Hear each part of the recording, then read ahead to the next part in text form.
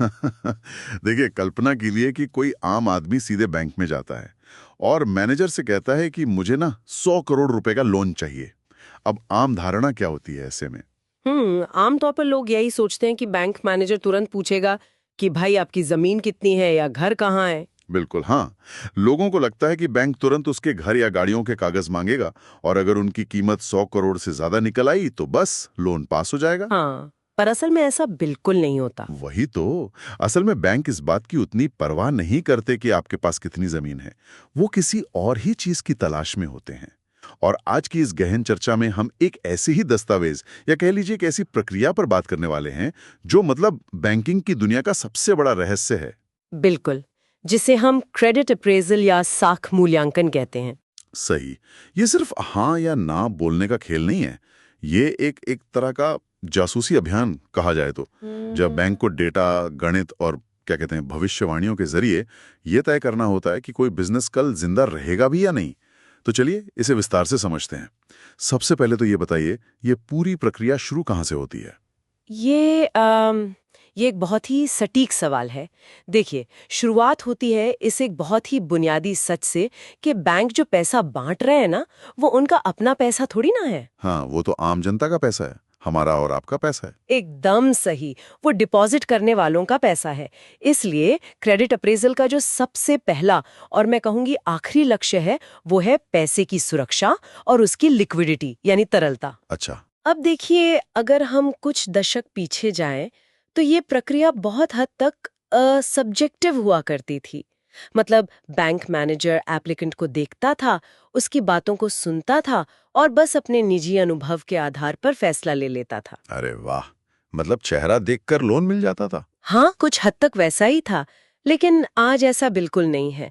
आज ये पूरी तरह से एक ऑब्जेक्टिव और स्टैटिस्टिकल मॉडल पर निर्भर करता है, जिसे हम क्रेडिट रिस्क रेटिंग कहते हैं। यानी अब चेहरा नहीं, बल्कि मशीन और फॉर्मूला देखकर फैसले होते हैं। बिल्कुल। लेकिन मुझे लगता है कि सिर्फ फॉर्मूला से तो बात नहीं बनेगी ना। मतलब चलिए आज की इस चर्चा को आसान बनाने के लिए एक उदाहरण लेते हैं। मान लीजिए मेरी एक जूता बनाने की फैक्ट्री है और मैं बैंक के पास लोन लेने गया हूं।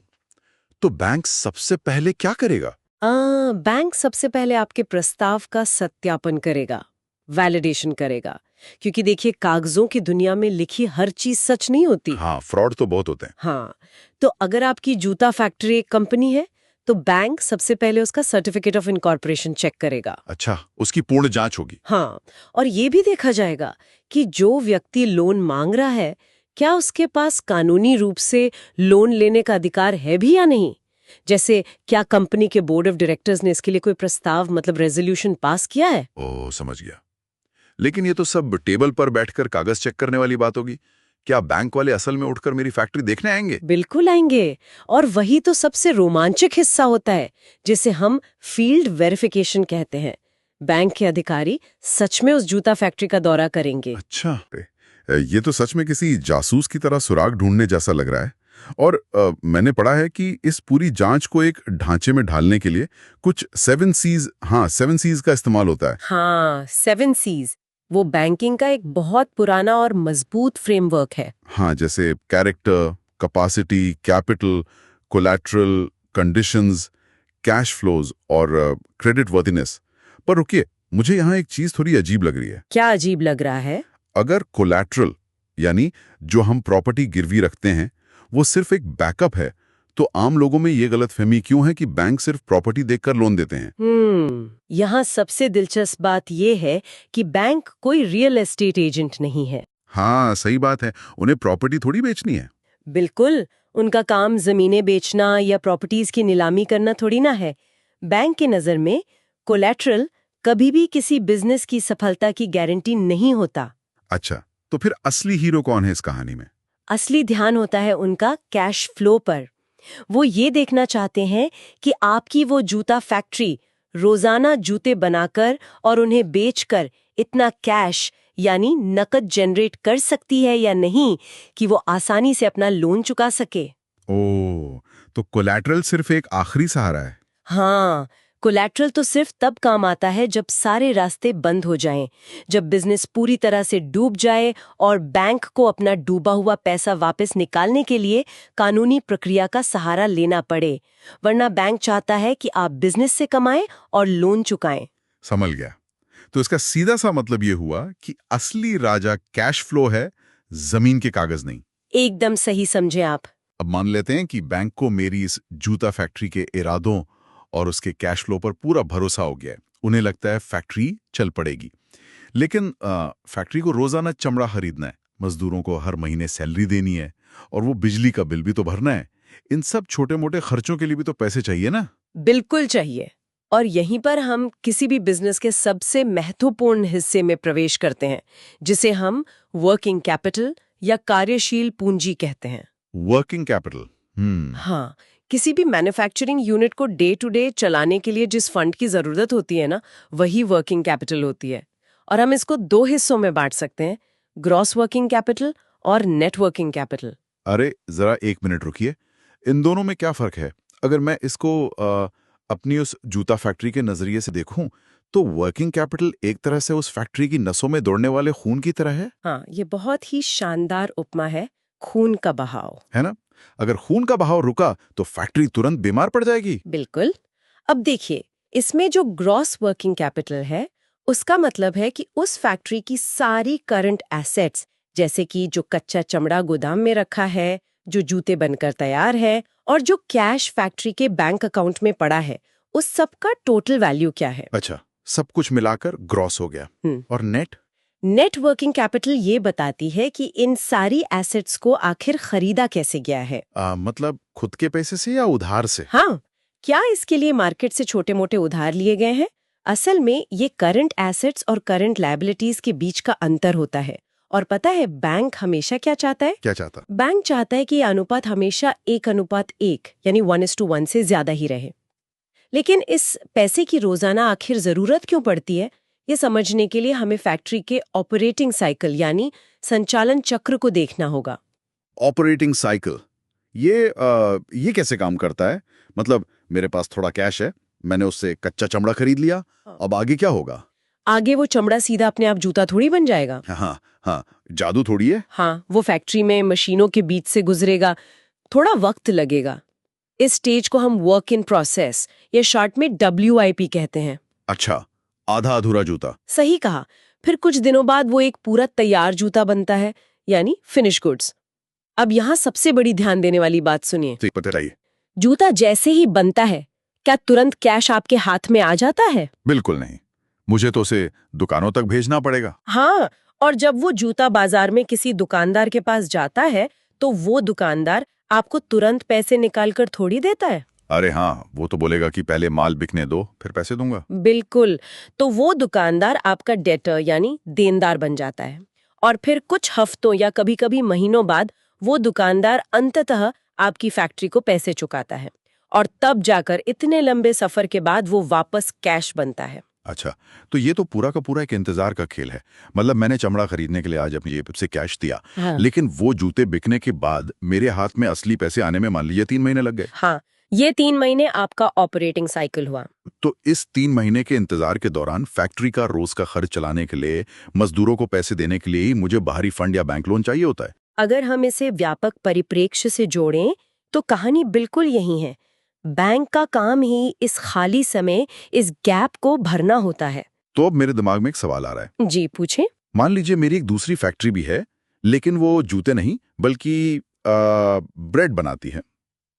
अब ब्रेड तो ऐसी चीज है जो आज बनती है और कल सुबह दुकान पर बिक जाती है और पैसा भी तुरंत लगभग नकद मिल जाता है। हाँ, ब्रेड जल्दी खराब हो जाती है तो साइकिल तेज होगा। वही तो, अगर उसका ऑपरेटिंग साइकिल इतना छोटा है, कुछ ही दिनों का, तो क्या इसका मतलब यह है कि उस ब्रेड फैक्ट्री को बैंक से बहुत कम वर्किंग कैपिटल लोन की जरूरत होगी? 100%। आपने बिल्कुल सही लिंक पकड़ा। एक कुशल बिजनेस जो अपना कच्चा माल जल्दी प्रोसेस करता है, जल्दी बेचता है और तेजी से मार्केट से पैसा वसूल लेता है, उसकी वर्किंग कैपिटल की रिक्वायरमेंट सच में बहुत कम होती है। अरे वाह, ये तो बड़ा लॉजिकल है। देखिए, बैंक हवा में तीर नहीं चलाते हैं। वो बकायदा ये हिसाब लगाते हैं कि कच्चा चमड़ा कितने दिन गोदाम में पड़ा रहता है, जूते बनने में कितने दिन लगते हैं, और फिर उन दुकानदारों से पैसा वसूलने की एवरेज कलेक्शन पीरियड क्या है। इसी पूरे गणित से तय होता है कि आपके लोन की रकम असल में कितनी होगी। यहाँ एक बात बहुत ही रोचक हो जाती है। अब बैंक को ये तो पता चल गया, उन्होंने आपका वो लंबा चौड़ा गणित लगा लिया कि इस जूता फैक्ट्री का चक्कर 3 महीने का है। लेकिन वो अब आगे ये कैसे तय करेंगे कि उस फैक्ट्री के बैंक अकाउंट में ठीक ठीक कितने रुपए डाले जाएं? मतलब कोई 50 लाख मांग रहा है, कोई 2 करोड़। क्या इस अमाउंट को निकालने के लिए भी उनके पास कोई फॉर्मूला है? हाँ, बिल्कुल है। और ये पूरी तरह से इस बात पर निर्भर करता है कि बिजनेस का आकार कैसा है। आकार? यानी छोटा या बड़ा बिजनेस? हाँ, जैसे जो छोटे और मध्यम उद्यम होते हैं ना, जिन्हें हम MSMEs कहते हैं, जहां लोन की जरूरत 50 लाख से लेकर 5 करोड़ रुपए तक होती है, उनके लिए बैंक टर्नओवर मेथड का इस्तेमाल करते हैं।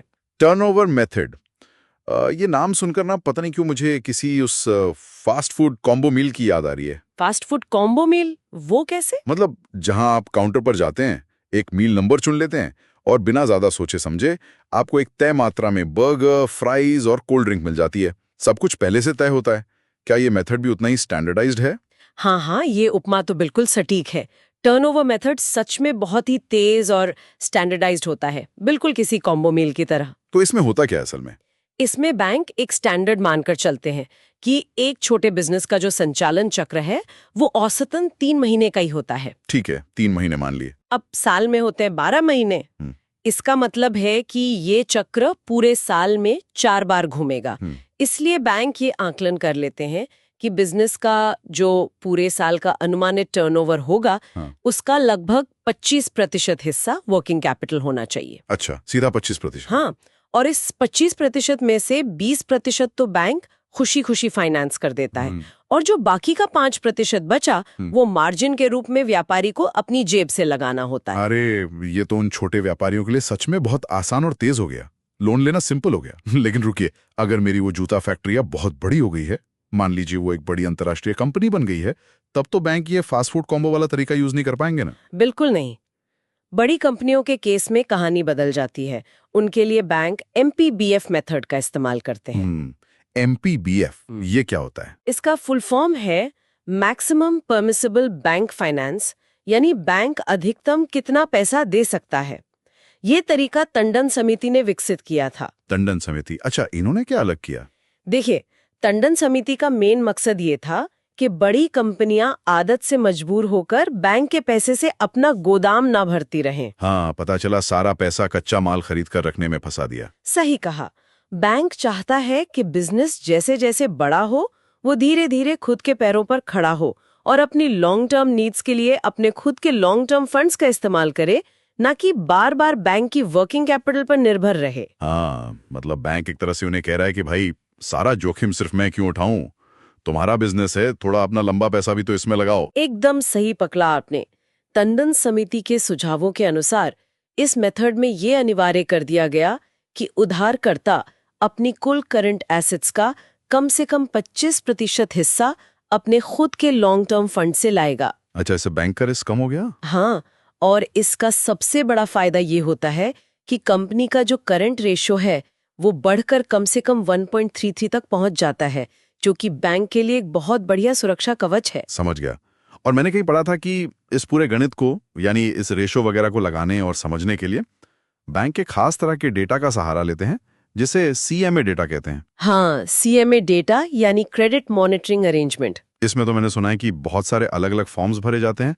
क्या हम इसको एक तरह का बिजनेस का एक्सरे बोल सकते हैं, जो उसके अंदर छुपी हुई बीमारियों को पकड़ लेता है? हाँ, CMA डेटा देखते हैं तो वो सिर्फ फॉर्म्स के नाम नहीं पढ़ रहे होते। तो वो उसमें ढूंढते क्या है? वो ये डीपली एनालाइज करते हैं कि कहीं ऐसा तो नहीं कि कंपनी ने थोड़े समय के लिए जो वर्किंग कैपिटल लोन लिया था, उस पैसे से चुपचाप से कोई लंबी अवधि वाली जमीन या महंगी मशीन खरीद ली हो। अरे बाप रे!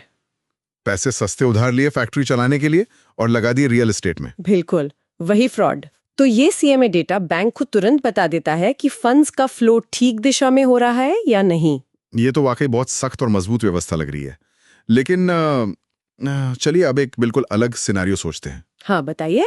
मान लीजिए किसी की कोई चीनी मिले। हम्म। अब गन्ना तो खेत से साल में सिर्फ कुछ ही महीने आता है ना, सर्दी के आसपास। हाँ, गन्ना तो एक फसल है। लेकिन चीनी चीनी तो दुकानों पर पूरे साल बिकती है, हर महीने। तो इनका तो सारा कैश का जो गणित है वो मौसमी यानी सीजनल हो गया ना। ऐसी हालत में ये टंडन समिति या वो फास्ट फूड वाला टर्नओवर मेथड कैसे काम करेगा? वहां वो दोनों मेथड काम ही नहीं करते। अच्छा, तो फिर उन्हें लोन कैसे मिलता है? देखिए, ऐसे मौसमी उद्योगों के लिए या ऐसे लोन्स जो 10 करोड़ से बड़े होते हैं, उनके लिए बैंक एक तीसरा मेथड इस्तेमाल करते हैं, जिसे हम कैश बजट मेथड कहते हैं। कैश बजट मेथड, ये कैसा होता है? अगर हम आपकी पुरानी उपमा यूज करें, तो अगर टर्नओवर मेथड एक तेज फास्ट फूड कॉम्बो मील था, तो ये कैश बजट मेथड एक एकदम कस्टम टेलर द्वारा सिला गया महंगा सूट है। मतलब एकदम नाप तोक कर तय किया हुआ। बिल्कुल। इसमें बैंक पूरे साल का हर एक महीने का अलग अलग नकद प्रवाह यानी कैश फ्लो देखता है। हर महीने का अलग हिसाब। हाँ, बैंक ये देखता है कि ऐसी कौन सी पीक डेफिसिट आएगी, यानी साल के किस महीने में उस चीनी मिल के पास कैश की सबसे अधिक कमी होगी। ओ, जहां डेफिसिट सबसे ज्यादा होगा, बस वही देखना है। हाँ, और उसी पीक डेफिसिट, उसी महीने की कमी के आधार पर उनके लोन की मैक्सिमम लिमिट तय की जाती है। क्या बात है। अब देखिए, अभी तक तो हमने सिर्फ नकद पैसे यानी हार्ड कैश की बात की है कि बैंक कितना कैश अकाउंट में डालेगा। सही बात है। लेकिन अब इस कहानी में ना एक नया मोड़ लाते हैं। क्या हो अगर मेरी उसी जूता फैक्ट्री को, मान लीजिए इटली से कोई बहुत ही खास किस्म का महंगा चमड़ा मंगाना। इटली से, ठीक है। हाँ, अब मुझे आज अपनी जेब से नकद पैसा नहीं देना है उन्हें, क्योंकि मुझे पहले माल चाहिए। लेकिन इटली का वो जो सप्लायर है, वो तो मुझे जानता तक नहीं है। बिल्कुल, उसे आप पर ट्रस्ट क्यों होगा? वही ना। तो मैं उसे कैसे यकीन दिलाऊं कि भाई तू माल भेज दे, मैं तुझे पैसे दे दूंगा? ऐसे में मेरी मदद कौन करेगा? बस ऐसी ही मुश्किल स्थितियों के लिए बैंक्स के पास नॉन फंड बेस्ड फैसिलिटीज होती हैं, यानी गैर निधि आधारित सुविधाएं। नॉन फंड बेस्ड, इसका मतलब इसमें बैंक अपना पैसा नहीं देता? नहीं, इसमें बैंक इंस्टेंटली कैश नहीं निकालता। इसके अंदर आती है बैंक गारंटी और लेटर ऑफ क्रेडिट जैसी चीजें। यहाँ बैंक अपना नकद पैसा नहीं देता, बल्कि अपना बड़ा नाम, अपनी मार्केट की साख को आपके पीछे खड़ा कर देता है। ये तो मतलब बिल्कुल वैसा ही हुआ ना, जैसे कोई जवान लड़का किसी दूसरे नए शहर में जाकर मकान किराए पर ले रहा हो। हाँ, और मकान मालिक को उस लड़के पर भरोसा ही ना हो कि ये रेंट देगा भी या नहीं, तो उसके जो माता पिता हैं वो उस किराए के रेंट एग्रीमेंट पर को साइन कर देते हैं, अपनी गारंटी दे देते हैं। बिल्कुल वैसा ही है। उन माता पिता को अपनी जेब से तुरंत पैसे तो देने नहीं है, बस अपना नाम लगाना है। लेकिन मुझे एक बात बताइए जी, क्योंकि इन फैसिलिटीज में बैंक को तुरंत अपने खजाने से कैश नहीं निकालना पड़ रहा है, तो क्या इन बैंक गारंटीज को पास करने में वो थोड़ी नरमी बरतते हैं? मतलब थोड़ा इजी अप्रूवल मिल जाता होगा? अरे नहीं, ये ना बैंकिंग की दुनिया की सबसे बड़ी गलतफहमियों में से एक है। अच्छा, नरमी नहीं होती। बिल्कुल भी नहीं। इनकी जांच में रत्ती भर भी नरमी नहीं बरती जाती। इनका जो इवैल्यूएशन होता है वो उतना ही सख्त और रिगरस होता है जितना कि किसी नकद लोन का। पर ऐसा क्यों? जब बैंक का तुरंत पैसा ही नहीं जा रहा, तो इतनी सख्ती क्यों? क्योंकि देखिए, अगर आपकी उस जूता फैक्ट्री ने इटली के उस सप्लायर को टाइम पर पैसे नहीं दिए, हाँ, मतलब मैंने डिफॉल्ट कर दिया। हाँ, तो जैसे ही आप डिफॉल्ट तलेंगे, वो जो लेटर ऑफ क्रेडिट या गारंटी बैंक ने दी थी, वो तुरंत एक वास्तविक नकद देनदारी में बदल जाएगी। ओह बाप रे, मतलब तब बैंक को पैसे देने पड़ेंगे? हाँ, और बैंकिंग की भाषा में इसे गारंटी का क्रिस्टलाइज होना कहते हैं। बैंक को तब अपनी जेब से, अपनी कैपिटल से वो पैसा इटली वालों को चुकाना ही पड़ेगा। अच्छा, इसलिए वो लोग पहले ही डर के चलते हैं। बिल्कुल, इसीलिए जब बैंक एक लेटर ऑफ क्रेडिट यानी एलसी जारी करता है, तो वो पूरे चक्र का हिसाब लगाता है। एलसी जारी करने के दिन से लेकर इटली में माल के जहाज पर चढ़ने तक, और उसके बाद जो क्रेडिट अवधि, जिसे यूसेंस पीरियड कहते हैं, उसके खत्म होने तक की पूरी गिनती होती है। बैंक इस मामले में रत्ती भर भी जोखिम नहीं लेना चाहता। ये तो वाकई एक बहुत बड़ी खतरे की घंटी है, जिसे बैंक हमेशा बहुत ध्यान से सुनता रहता है। चलिए, अब मेरी इस जूता फैक्ट्री को एक नए लेवल पर, अगले स्तर पर ले चलते हैं। ठीक है, बताइए क्या प्लान है आपका? अभी तक हमने रोजमर्रा के खर्च, वर्किंग कैपिटल और कच्चे माल की बहुत बातें कर ली। अब फैक्ट्री का जो मालिक है, यानी मैं, मुझे एक बिल्कुल नई, एकदम आधुनिक मशीन लगानी है, और उस मशीन की कीमत करीब 10 करोड़ रुपए है। 10 करोड़? ये तो बड़ा अमाउंट है। हाँ, और ये मशीन ना अगले 10 सालों तक फैक्ट्री में चलती रहेगी, रुकेगी नहीं।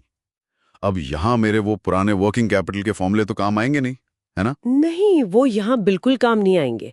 जब भी बात किसी कैपिटल एसेट की आती है, जैसे कि नई जमीन खरीदना, बड़ी सी बिल्डिंग बनाना या फिर 10 करोड़ की भारी मशीनरी लगाना, तो इनके लिए बैंक टर्म लोन्स देते हैं। टर्म लोन्स, इनमें अलग क्या होता है? इनकी पूरी की पूरी प्रकृति ही अलग होती है। देखिए, वर्किंग कैपिटल लोन को तो आप अपना उधार का माल बेचकर चुका देते हैं। हाँ, माल बिका, पैसा आ गया। लेकिन एक टर्म लोन की जो चुकौती होती है ना, वो गोदाम में रखे माल से नहीं होती, बल्कि बिजनेस की फ्यूचर अर्निंग से होती है, यानी भविष्य की कमाई से। भविष्य की कमाई मतलब या तो बैंक को एक तरह से पंडित या भविष्यवक्ता बनना पड़ता होगा। एकदम सही। बैंक को फ्यूचर फोकास्ट करना पड़ता है। यानी उन्हें ये अनुमान लगाना होगा कि मेरी ये नई मशीन अगले 7 से 10 सालों में आखिर कितना मुनाफा कमा कर देगी मुझे। हाँ, और इसके लिए बैंक पूरे प्रोजेक्ट की लागत का बहुत गहराई से मूल्यांकन करते हैं। पता है इस प्रोजेक्ट कॉस्ट में क्या क्या शामिल होता है? सिर्फ मशीन की कीमत होती होगी? नहीं, इसमें सिर्फ उस 10 करोड़ की मशीन की कीमत ही नहीं, उस बड़ी मशीन को वहां तक लाने और लगाने का खर्च, जमीन का खर्च, फैक्ट्री चलने से पहले के जो प्री ऑपरेटिव खर्चे होते हैं वो। अच्छा, सारी चीजें। यहाँ तक कि नई मशीन चलेगी तो और ज्यादा रॉ मटेरियल भी तो चाहिए होगा ना। तो उस अतिरिक्त वर्किंग कैपिटल के लिए जो मार्जिन मनी लगता है, बैंक उसको भी इस टर्म लोन के कैलकुलेशन में जोड़ता है। अरे वाह, ये तो बहुत ही डिटेल्ड हो गया। तो इस सब का असल मतलब क्या है? आखिर में बैंक ये कैसे तय करेगा कि मैं अगले 7 सालों में उनका ये इतना बड़ा टर्म लोन चुका पाऊंगा या नहीं चुका पाऊंगा? इसके लिए ना बैंक अपने सबसे महत्वपूर्ण और ताकतवर हथियार का इस्तेमाल करता है। और वो हथियार क्या है? उसे कहते हैं DSCR, यानी डेट सर्विस कवरेज रेशियो। आप कह सकते हैं कि ये अकेला ऐसा मैट्रिक है जो तय करता है कि आपका प्रोजेक्ट पास होगा या उसे डस्टबिन में डाल दिया जाएगा। बाप रे, तो ये DSCR इतना स्पेशल क्यों है? ये काम कैसे करता है? इसके पीछे का गणित क्या है, जरा समझाइए। देखिए, इसका गणित बहुत सरल है, लेकिन उसकी मीनिंग बहुत गहरी होती है। इसमें बैंक फंडामेंटली ये देखता है कि आपका बिजनेस एक साल में आखिर कितना कैश प्रॉफिट, यानी नकद मुनाफा जनरेट कर रहा है। ठीक है, कैश प्रॉफिट निकालेंगे कैसे? इसका फॉर्मूला होता है, सबसे पहले हम नेट प्रॉफिट, डेप्रिसिएशन और उस साल के लोन के इंटरेस्ट को आपस में जोड़ देते हैं, और फिर इस टोटल को जो उस साल लोन की किस्त यानी प्रिंसिपल और इंटरेस्ट देना है उसे भाग दे देते हैं, डिवाइड कर देते हैं। अरे एक मिनट, मुझे यहाँ एक उलझन है। जी पूछें। अभी आपने फॉर्मूला में बताया कि हम नेट प्रॉफिट में उस डेप्रिसिएशन यानी मूल्यह्रास को वापस से जोड़ देते हैं, पर क्यों जोड़ते हैं? हाँ, क्योंकि जब हम अकाउंट बनाते हैं तो डेप्रिसिएशन तो एक एक्सपेंस है ना, एक खर्च दिखाते हैं हम, उसको मुनाफे में वापस क्यों जोड़ा जा रहा है? हाँ, आपने बहुत ही बारीक पॉइंट पकड़ा है, और यही तो इसका सबसे इंटरेस्टिंग हिस्सा है। देखिए, डिप्रिसिएशन आपके प्रॉफिट एंड लॉस अकाउंट में कागजों पर एक खर्च जरूर दिखता है। हाँ, वो तो होता ही है, प्रॉफिट कम दिखाने के लिए। बिल्कुल, प्रॉफिट कम दिखता है ताकि हमारा थोड़ा टैक्स बच सके। लेकिन क्या सच में डिप्रिसिएशन के नाम पर कोई असल नकद पैसा आपकी फैक्ट्री की तिजोरी से बाहर जाता है किसी के हाथ में? नहीं, पैसा तो किसी को नहीं देते हम। बस, पैसा आपके अकाउंट में आपके पास ही रहता है। इसलिए जब बैंक असली नकद मुनाफे का, उस कैश का हिसाब लगाता है, तो वो उस डिप्रिसिएशन के अमाउंट को वापस नेट प्रॉफिट में जोड़ देता है। क्योंकि बैंक जानता है कि भले ही कागज पर वो खर्च है, लेकिन वो असली कैश आपके पास पड़ा है, और उस पैसे का इस्तेमाल आप बैंक का लोन चुकाने के लिए आराम से कर सकते हैं। अरे वाह, ये तो सच में बहुत होशियारी वाली बात है। क्या दिमाग लगाया है। तो क्या इस DSCR का स्कूल के इम्तिहान जैसा कोई पासिंग मार्क्स भी होता है, जिससे पता चले कि हाँ, लोन सेफ है? हाँ, बिल्कुल। इसका एक स्टैंडर्ड बेंचमार्क है। एक आदर्श DSCR हमेशा 1.5 से ऊपर होना चाहिए। 1.5 से ऊपर?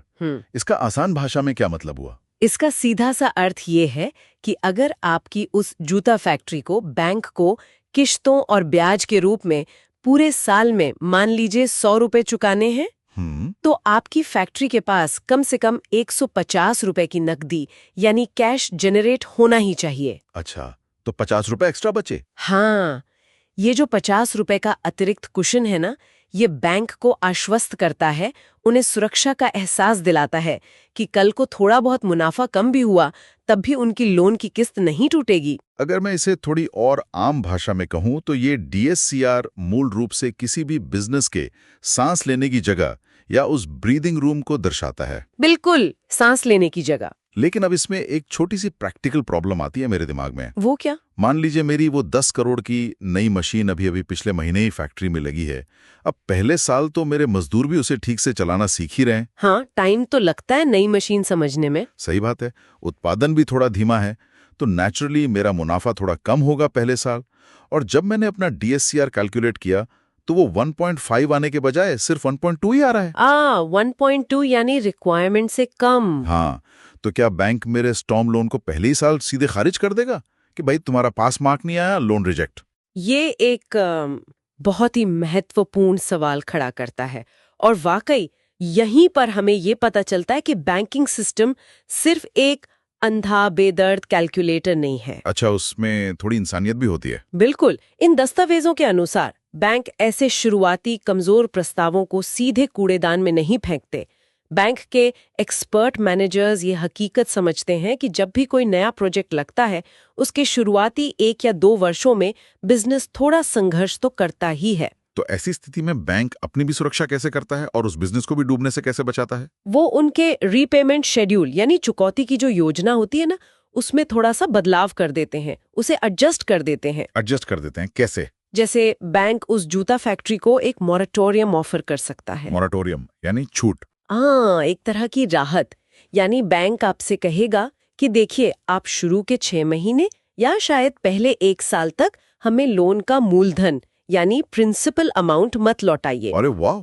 आप सिर्फ और सिर्फ उस पर लगने वाला ब्याज हमें देते रहिए। अच्छा, बस ब्याज देना है, इससे तो बर्डन बहुत कम हो जाएगा। या फिर एक दूसरा तरीका ये भी होता है कि बैंक आपकी शुरुआती सालों की जो किस्तें हैं उनकी रकम बहुत छूटी कर देता है और बाद के वर्षों में जब आपकी वो नई मशीन अपनी पूरी क्षमता, अपने फुल पोटेंशियल पर काम करने लगेगी और आप ज्यादा कमाने लगेंगे, तब वो उन किस्तों का अमाउंट बढ़ा देते हैं। ओहो, ये तो बहुत बढ़िया आइडिया है। तो किस्त कम होने से क्या होता है? किस्त का अमाउंट कम होने से आप उस पहले साल का जो DSCR है वो बढ़कर 1.5 के उस सुरक्षित लेवल तक पहुंच जाता है, क्योंकि नीचे डिनोमिनेटर छोटा हो गया ना। समझ गया। बिजनेस को आगे बढ़ाने की उनकी नीयत को बहुत अच्छे से दर्शाता है। क्या बात है, ये जानकर हम सच में मेरा नजरिया थोड़ा बदल सा गया। हमेशा लगता था कि बैंक महज पैसे की उगाही करने वाली कठोर संस्थाएं हैं, लेकिन अब समझ में आ रहा है कि असल में वो एक बिजनेस पार्टनर की तरह ही सोचते हैं। उनका लक्ष्य आपको डुबाना नहीं, बचाना होता है। बिल्कुल, वो आपके साथ चलते हैं। तो देखिए, आज की इस लंबी और मैं कहूंगा बहुत ही रोमांचक यात्रा को अब हम समेटने की तरफ बढ़ते हैं। हाँ, जरूर। इस चर्चा से एक बात तो बिल्कुल साफ हो गई है कि किसी बैंक से बड़ा लोन लेना महज काउंटर पर खड़े होकर कुछ फॉर्म्स पर साइन करने जैसा आसान नहीं है। ये तो बिजनेस के उस पूरे संचालन चक्र, उसकी सांसों यानी उसकी वर्किंग कैपिटल और आने वाले कल उस फ्यूचर की कमाई का एक बेहद वैज्ञानिक और गणितीय टेस्ट है। इसमें कोई संदेह नहीं है। और देखिए, ये जो कठोरता बैंक दिखाते हैं, ये ना सिर्फ जरूरी है बल्कि हम सबके फायदे के लिए है।